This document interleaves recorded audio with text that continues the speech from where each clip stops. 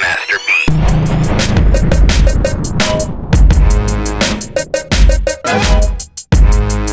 Yerr! It's a Social Millennial podcast. We out here, gang. What up, y'all? Listen, I've had a great week, and I'm glad that y'all are back again, chilling with us here at Social Millennial Podcast, brought to you by Marcus Pena Presents, vis-a-vis Marcus Pena Media Group. You feel me? Now, let's get the stuff out the way at the top. If y'all are listening to this on the audio only, we have a video component. All right. This is very much so a YouTube video that is up. So if y'all want to head on over to the YouTube channel, there will be a link in the description wherever you're listening to this podcast. There should be one. Some places it might be a tap on the word socials, or some places it will be a link tree with a link right there. You tap on that and head on over to YouTube. Make sure to subscribe, hit the little bell icon, and give us a like. I'm going to ask a few questions. Want to hear what you guys think during this show, during this kickback, because I want to hear what y'all think. I want to hear what's going on in y'all minds, what y'all lives is like. So you can head on over to the YouTube, jump in the comments, and sound off. You feel me? We love to hear from you. For those who are watching, what up, y'all? Now, for those of y'all who are watching or who happen to know of the YouTube channel and are catching this episode visually, we have the audio component. So you don't necessarily have to wait till you get back home or have to wait till you have the ability to watch on a screen. You can absolutely just listen to this with your during your morning commute. Listen to it during your yoga session. Listen to it during your jog, while you're at work, etc. Just listen to it. We are on most major podcast platforms, most major audio platforms: Spotify, Apple, YouTube, podcasts, you name it, we should be there. It's at Social Millennial Pod. You'll find it anywhere. Make sure to follow wherever you do listen to this audio recording. Follow where applicable. Give us a heart. Give us a thumbs up. Give us a star rating. Review the podcast. Let us know what you think about it, and make sure to share it.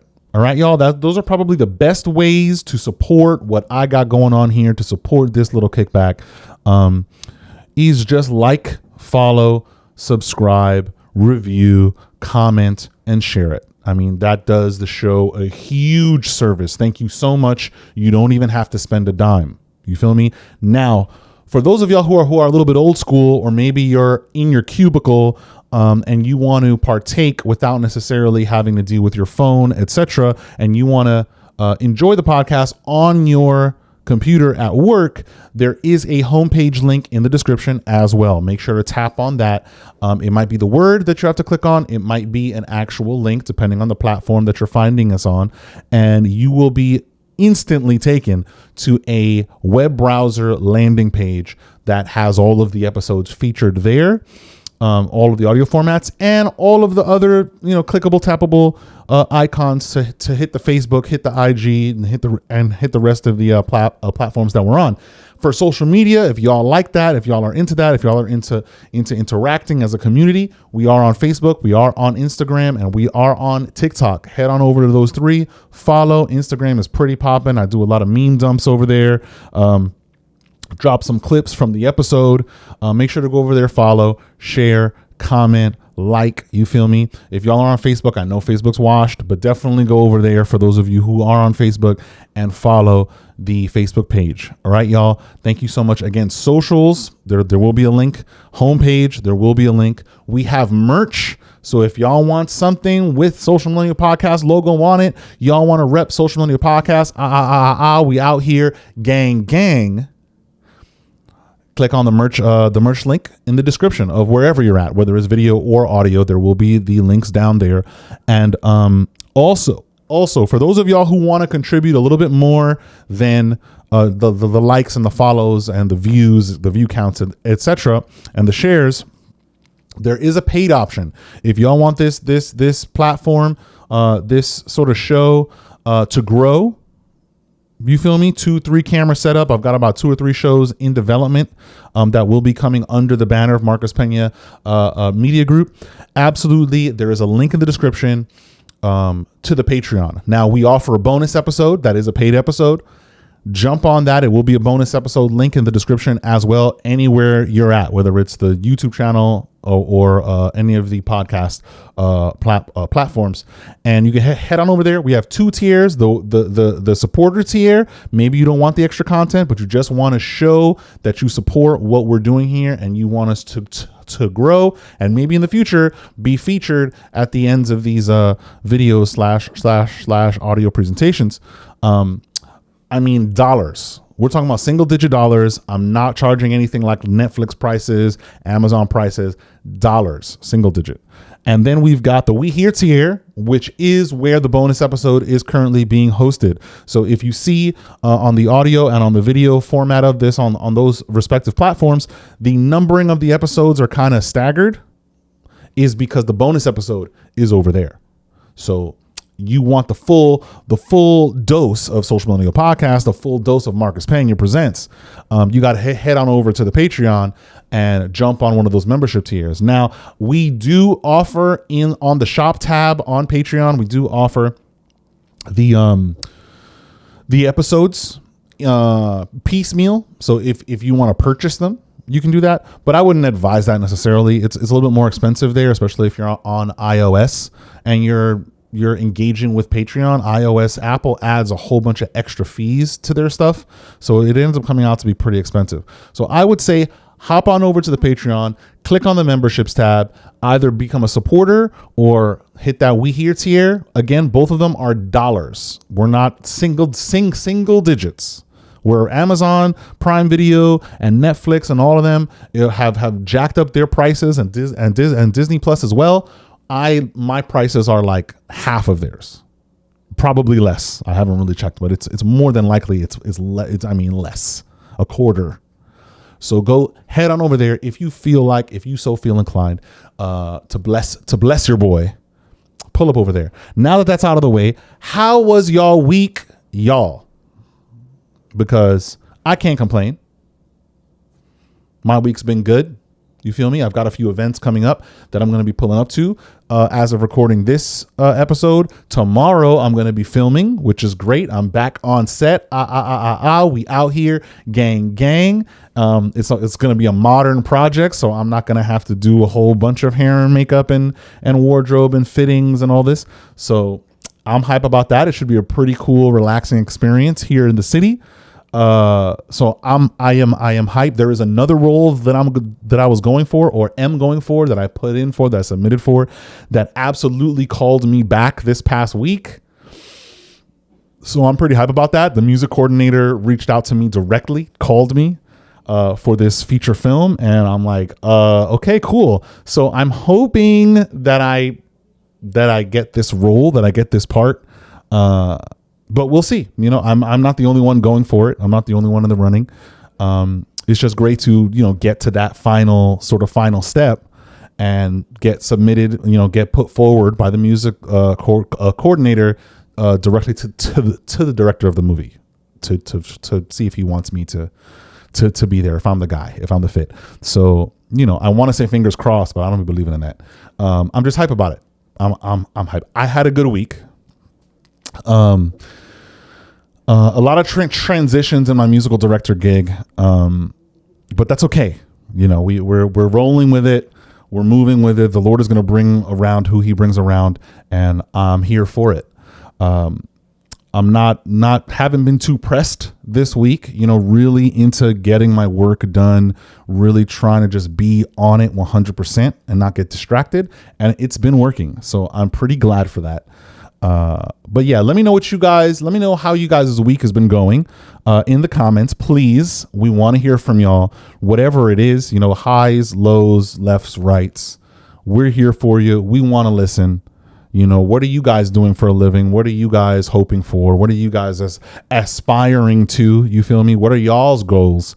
Let us know in the description. I mean, in the description. I'm thinking this is the top of the episode, but let us know in the comments where applicable. All right, y'all. Let's get to these stories. Let's get to what interested me this week. Now, I've got 2 this week, and I kind of feel some kind of way about both of these things.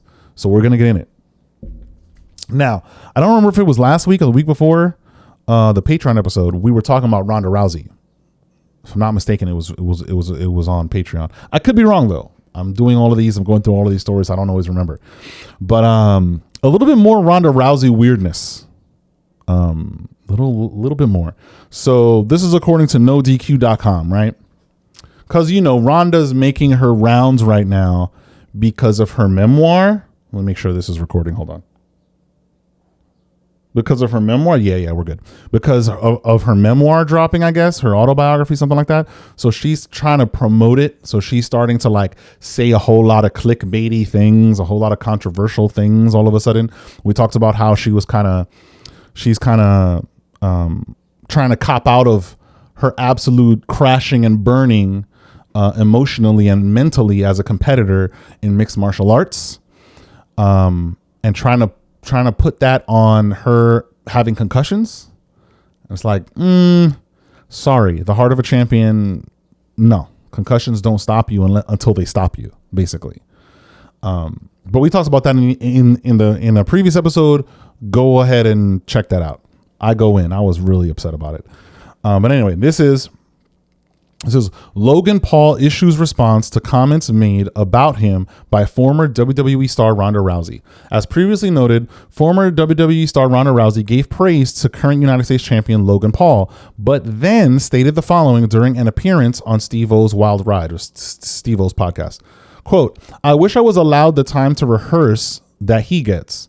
It's not evenly spread. He's like their next big star.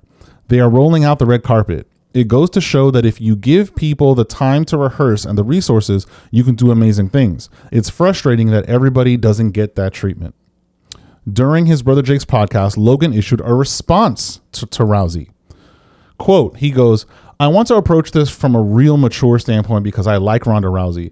What she's done in MMA is incredible. We watched her growing up just snapping arms. I have a lot of respect for Ronda Rousey. Every time I've met her, it's been very amicable. So when she's saying that, I don't think it's like a personal attack on me by any means.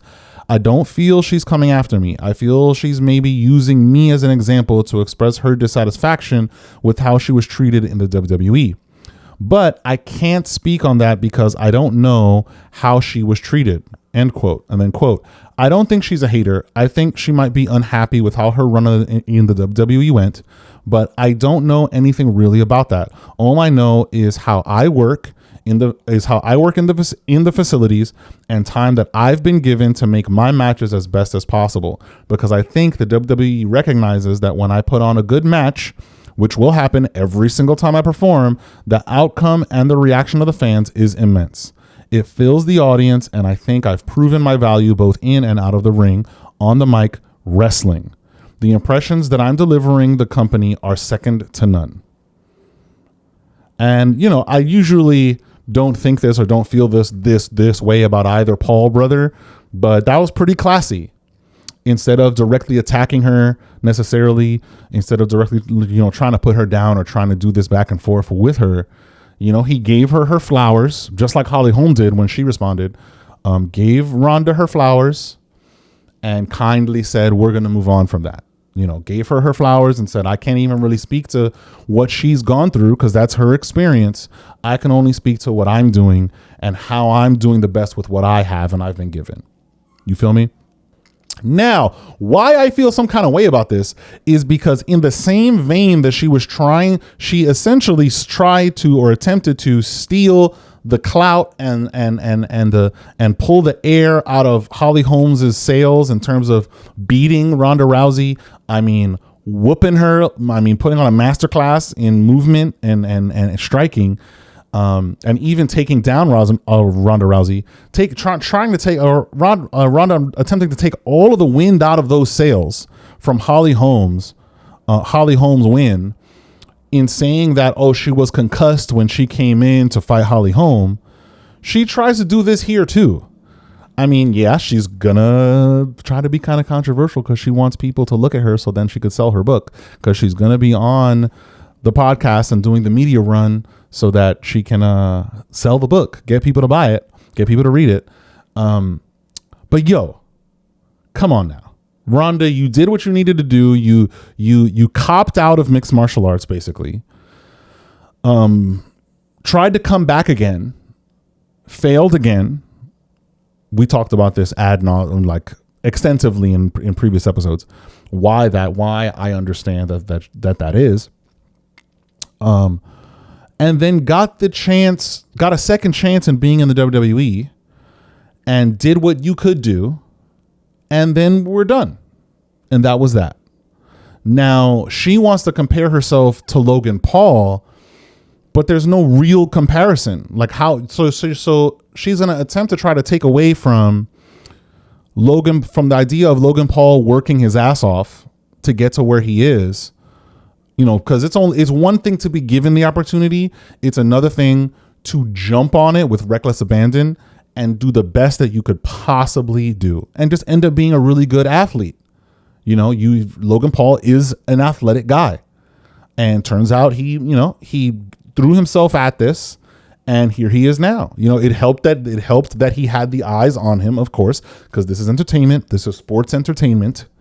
So he's coming in as a YouTuber, as a social media influencer, as a social media zeitgeist personality, with fans that have been with him for 15 years, watched him grow up, him and his brother, on YouTube, a loyal fan base. Coming into the WWE, he's gonna get treated not better, but because this is entertainment, we want to give the fans what they want. The company itself wants to capitalize on new eyes and create more loyal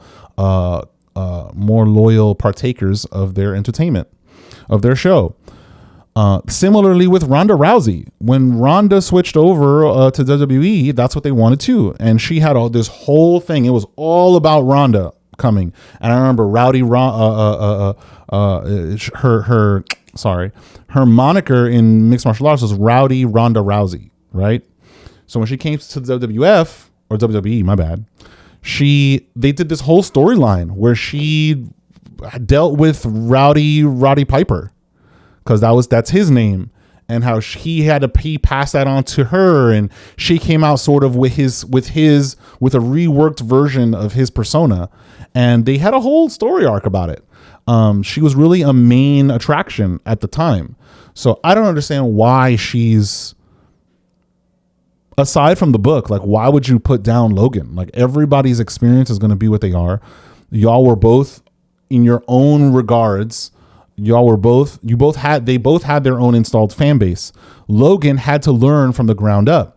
Ronda, who is a judoka, an Olympian, I think she's a bronze medalist, a competitor in combat sports, switching over to WWE, switching over to wrestling for wrestling entertainment. It should have been like that for her. Because she's used to that. She's used to getting punched. She's used to handling people. She's used to working with her own body and her own spatial awareness and so on and so forth. Logan, not necessarily. He was doing all of his boxing training and had a few fights just like his brother, and switched over to WWE. So clearly, and he's saying it himself, he had to put hours in the gym at the WWE facilities, having them get him ready to perform. You know, he had to train. He had to develop the skills almost from the ground up. So it's like, Ronda, it doesn't make sense, a little bit disingenuous to be like, yo, he got treated better than me, and it helps if you have all of that rehearsal. But Ronda, you're like 20 year, at that point when you entered WWE, you're like a 20-year, 25-year veteran already of combat sports. Like, you already know what this is. You competed on the world stage multiple times. You know, UFC is basically the world stage anyway, being the top promotion in the United States. So it's like, girl, what are you talking about? This is apples and oranges. You know, her experience is her experience, be specific, and aside from your average sort of wrestler climbing up the ranks to hopefully get signed by the WWE, aside from that, we're talking about two people in the zeitgeist. When they engage with this company, it's gonna be wholly exclusive. Their experience is gonna generally be an exclusive one because they're not the journeyman. They're not the apprentice wrestler jumping up into journeyman. They're not a greenhorn jumping up into or biting off more than they can chew. They've already experienced, you know, audiences like this. They've already experienced a global scrutiny, you know. So yeah, I don't like that. I don't like that Ronda's pulling up now. This is still very much so unchampionship like. Like, she's not a champion at this point. All sort of props or all sort of respect that I had for Ronda Rousey, even though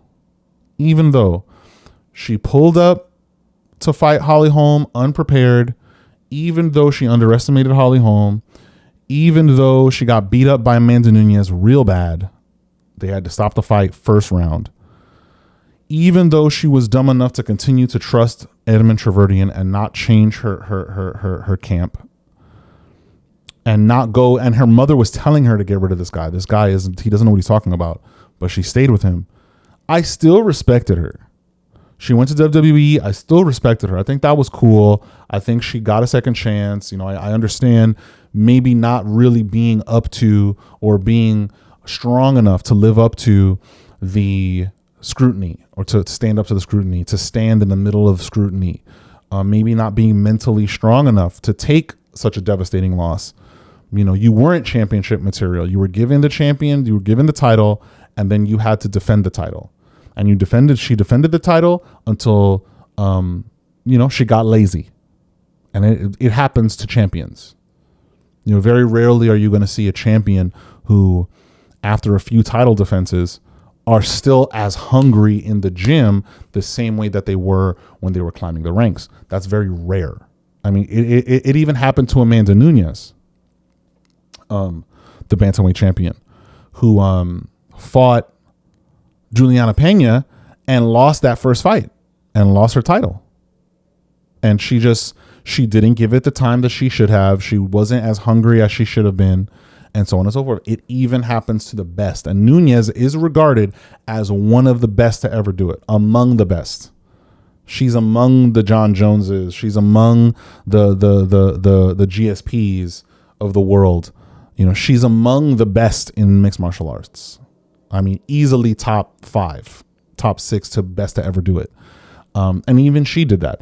Even she failed and had to come back, refocus, and get her title back. Unfortunately, Ronda is not that person. She got beat, she got lazy, she got beat, and didn't have the mental fortitude to make the comeback. Didn't have the hunger in her to come back. And I don't think she's a true champion. But I respected her until now, until she started making excuses. Now she's making excuses about WWE as well. And it's like, girl, you had your run, just let it be what it is. Come back to WWE then. They probably will still take you. It's booming right now for the ladies, and I'm here for it. I like it. I always liked it.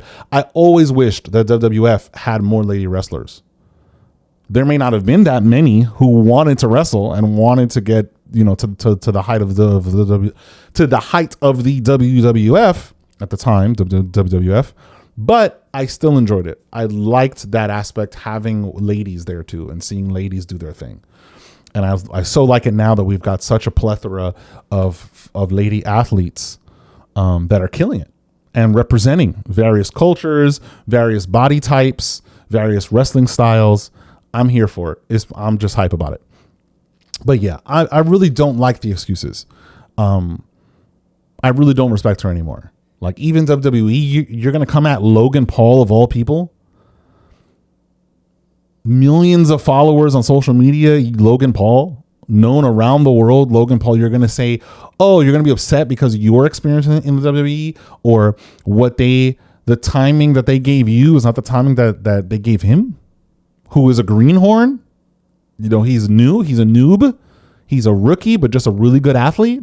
and they're trying to give him that crash course. They're trying to speed up his knowledge as fast as possible to get him out there because they want the ratings. But you already have the installed ratings. You already have the physical ability. You're already proven as a physical athlete, and you're gonna be upset that the WWE regarded Ronda Rousey as more of a professional athlete.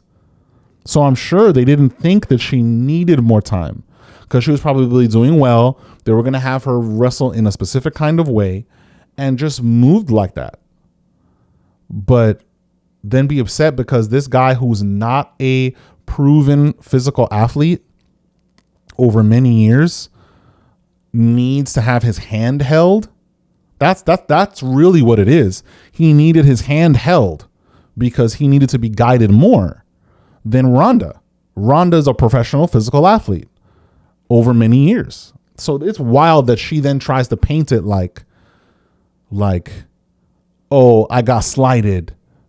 He was their star and they cast me to the side. That is clearly not the truth. So it's really wild that she's basically biting the hand that fed her.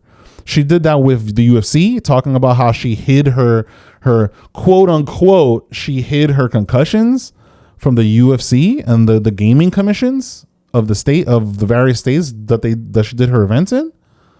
And she hid her medical history, her concussions from the WWE as well. This is like a lawsuit territory. So it's wild. It's wild to me that then she's gonna, I'm like, really, girl? Really? Let's move on. Let me know what y'all think about this in the comments. Do y'all think that Ronda makes sense? Do you think that Ronda's righted is correct in saying what she's saying? Or if she's just kind of, she is trying to sell her book. She is trying to stir up controversy. Do y'all think she really means what she's saying? Let me know. This story, y'all, is very much so Karen-y. I don't really like Karens. I don't think anybody else does. I don't like it when people are like, they're Karens and they lie about the situation. I mean, more often than not, a Karen will lie about the situation in order to try to make herself look good given the argument or given what's going on. They're trying to make themselves look like they're justified in what they're doing. But I really don't like it when they lie about having something that they don't have, type of a deal. And this is a story like that, and it's wild to me. There's racial tones here. It's very, very interesting how people want to twist when they're in the wrong. I mean, and humans do that. Humans want to twist everything around because they don't like being wrong and they don't like getting exposed. But this happened in NYC. Check it. This is according to the New York Post. The headline reads, actually, this is mad bright. Let me go like that. Thank you. The headline reads, NYC high school soccer game canceled after group of about 30 migrants refused to leave the field, even after cops showed up. When I tell you this headline is the most misleading, the trashiest headline. Oh my Lord Jesus. So check it. A high school soccer game at a public field in East Harlem was canceled after a group of migrants refused to leave the pitch so the kids could play. Quote, I directly asked him to leave, and some of them kind of took it into consideration, but then 4 or 5 of them said, right, so quote unquote, said, you know what? Fuck it. We don't have to leave. We can do whatever we want, unquote, said Eric Johansson, the coach of the Manhattan Kickers 17-year-old boys travel team. White kids. I'm looking at the picture here and it's just all whites. Okay. About 40 boys from both teams showed up on Sunday, April 14th at Thomas Jefferson Park for the 5 p.m. match. The Kickers were set to face off against FA Euro New York, right? But but a group of about 30 men who appeared to be African migrants, we don't know that they're migrants, who appeared to be African migrants and spoke little English, so just because they spoke little English means that they're migrants, wouldn't leave even when the cops showed up. Now watch this. Watch this. This is so trash how they reported that, saying even when the cops showed up. To resolve the conflict, the cops asked to see a copy of the soccer club's city permit. That means the kickers, the NYC kickers, to see the permit that they had to play the game that they were supposed to be playing on that day at that park. Watch this. Quote, when you show up with two teams in uniform, a ref, and two coaches, usually nobody is asking to see your permit, said Johansson. And I'm saying it like that for a reason. By the time Johansson's assistant was able to forward a copy of the kicker's permit, the game had been delayed 30 minutes, and the teams all of a sudden didn't feel safe. Quote, even when the game is over, you don't know if they're waiting for you. So even if the cops kicked them out, it may not be over. So we just all agreed this is too dangerous, Johansson said. Oh, because it's black people. It's too, okay. In his home country of Sweden, which saw a massive influx of migrants in recent years, the clashes on the pitch were all too common. I have seen this before. I know how bad it can get, he said. New York is not a soccer town. We don't get that. People don't get passionate like that here over soccer. Parents told him they were rattled by the incident and don't want to play at the field anymore. Rightfully so. Don't play over there. Johansson said they don't plan to return. Fantastic. Good. At the other fields, like in East River Park, they don't have these issues. But East River Park is generally, there's nobody there. What are you talking about? But field space in the city is limited and they take what they can get. This is so like disingenuous. Quote, it's so frustrating that the guys who refuse to follow the rules won. Maud Marin, a Soho mom whose son plays on the team, told the Post, quote, that's the message the kids got. Nigga. I know y'all got to see it. Y'all got to see it here. Y'all got to see it. She said it is a sign of the Big Apple becoming, quote, lawless. But you live in Soho. You live in you know how expensive Soho is, but you live in Soho. Okay. The East Harlem field is packed with teams competing with adults for weekend time on the turf. Parkgoer said. Randall's Island, which sits on the other side of the Harlem River, was converted into shelter space for 2,000 migrants last year at the expense of the popular youth soccer fields. Is there any more? Is that all you're going to give us? That's all you're going to give us. They stopped the article right there. So I hope y'all see it. Johansson from Sweden he is afraid of black people. One, he's afraid of black people. We know this. Off rip, he's afraid. One. Two, horrible headline, because when the cops showed up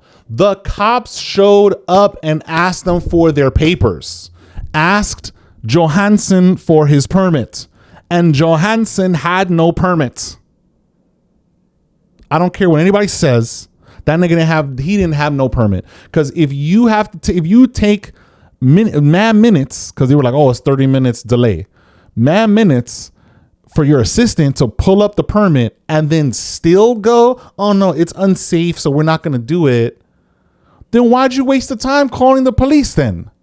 Because you didn't think that the police were going to come to you to make sure that you were legally supposed to be there, that you had legal control over that field at that time. Because that's what it is. These are public areas. This is a public park. This is a public field. So when it is that a school or an organization is going to use it in terms of is going to use it in an official capacity, you can go and get a special permit to use the public field on that specific day, and other people legally have to vacate the field because you have a special permit for that day for a certain amount of time. And so the police did the job they were supposed to do. They didn't come in like Johansson and the other probably mostly white parents, white Manhattan, Connecticut parents thought that the police were going to do. Oh, call the police, get them out of here. Get these poors out of here. The police said, where's your permit, dog? Because at the end of the day, if they have no permit, the people who are occupying that field are 100% within their right to be on the field because it is a public field. They just wanted the world around them to part for them. They wanted the Red Sea to part for them. Because you happened to come all the other days and nobody was there, or you happened to come all the other days and people didn't really care to give you the field that was okay. Now you got niggas there playing in the middle of their game, and you want them, you want the Red Sea parted for you. And these were black people, so now all of a sudden you feel not safe. 40 17, 18-year-olds plus parents, and y'all niggas didn't feel safe? 2 whole teams of young boys, 17-year-old boys, hormonal boys, and y'all didn't feel safe? Y'all thought they were gonna hooligan out after the game? Are you nuts? In Manhattan? What are you talking? Yeah, it's stuff like that doesn't happen in Manhattan, doesn't happen in the Bronx. You feel me? Over here at 161, the park, the Macomb Park, there be games. No one is hooliganing out. No one is waiting to catch you in the parking lot. People don't do that here. Not for soccer. Other things, not for soccer. They want to call them migrants. They want to call them this. They want to call them that. Slander these gentlemen. You have no idea who they are. You have no idea if they have their green cards. You have no idea if they're American citizens and they just don't speak English. You have no idea if they have dual citizenship. Nothing. But because they were black people, because they were African,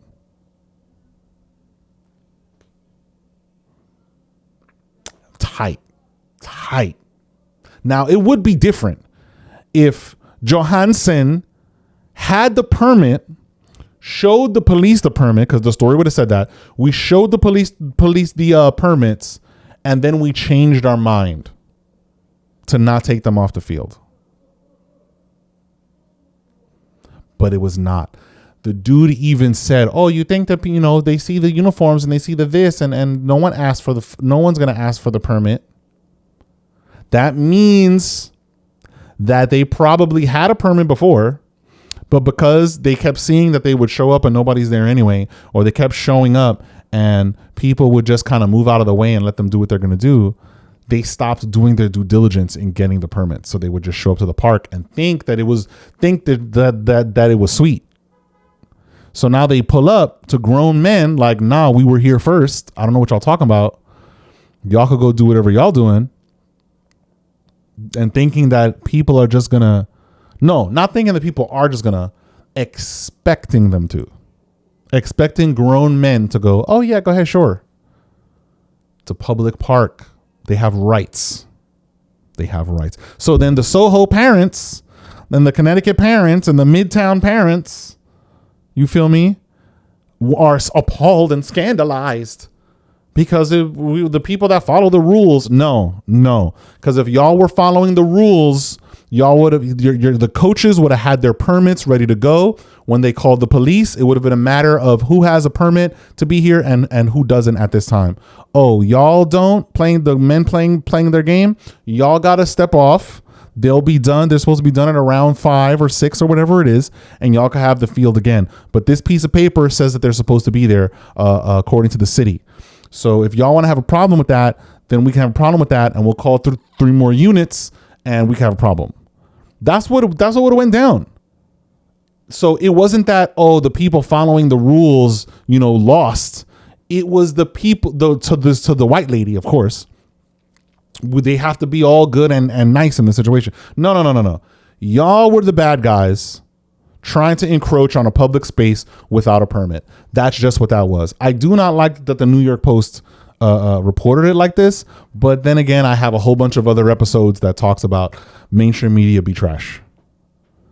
Because if you read between these lines, clearly white people, European coaches, white kids, white boys, white parents, Manhattan, Soho, entitlement, all on this. And then add to that black people. Oh, y'all let the black people win.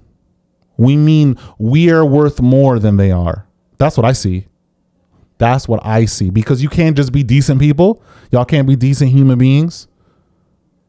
And then this dude putting words in their mouth, because it doesn't say that they actually said this. Like, this isn't a quote. This is just him saying this in single marks. In single apostrophes, when he goes, but then 4 or 5 of them said, you know what? F it. We don't have to leave. We can do whatever we want. That's not what they didn't say that. He's not saying that they said that. Actually, he's conveying an attitude, but putting words in their mouth. Instead of going, oh, we have a permit to be here. Legally, we can be here. We're supposed to be here. If y'all don't want to move, then we can call the police. Call the police. Police will move them. But instead, they call the police. Police shows up. They don't expect the police to go, where is your permit? Show me the proof that you're supposed to be here. They don't expect that because they want to use the police as weapons, weaponize law enforcement, get them to do what I want them to do. I've had personal experience with that. Oh my gosh. Interpersonal experience with people and a person like that. Get them to do what I want them to do because I want them to do it. That's what you're supposed to do. So now they're gonna be the Soho entitled parents are gonna be upset at the police, sending a message to the white boys and the white people that the people who are following the rules are the wrong ones. No, you were not following the rules. You were not. Gets me tight. But this is not the bonus episode, so I can't go too crazy. Gets me tight. All right, y'all. Let me know what y'all think about this. As always, I'm going to put the links to these stories in the description, so y'all can read it for yourselves. Read it from the horse's mouth. Pause. But yeah, I'm tight, man. Let me know what y'all think. This is. Am I reaching? Are there words between the lines here? Let me know if I'm reaching in the comments. All right, y'all. Thank you so much for pulling up. I hope to see y'all next week. Head on over to the Patreon for the bonus episode because it should be up. At least the audio format should be up when this episode drops. Should already be there. Links to everything that are going to be in the description. Thank y'all so much, and I hope to see y'all next week. All right, deuces.